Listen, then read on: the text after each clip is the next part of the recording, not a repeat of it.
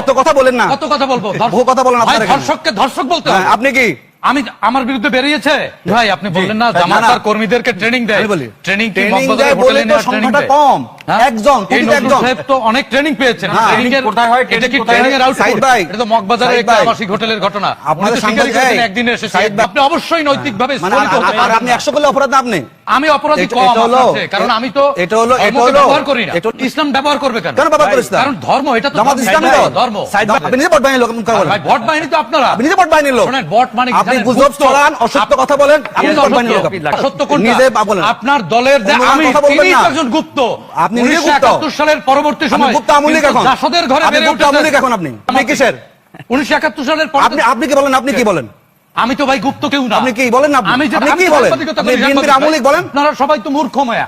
না, আপনি শিক্ষিত। আপনি শিক্ষিত। মানুষকে মূর্খ বলেন কেন? ভোটে দাঁড়ান, ভোটে দাঁড়ান। ভোটে দাঁড়াইলি পাবেন আওয়াজ মুখ্য বলেন। আমলিক সাইদ ভাই, আপনারা ইসলামের নাম ব্যবহার করে সাইদ ভাই ফ্যাসিস্টের লোক, নিয়ে সন্দেহ নাই। আর মিয়া আপনি তো দালাল মিয়া, আপনি তো গুপ্ত।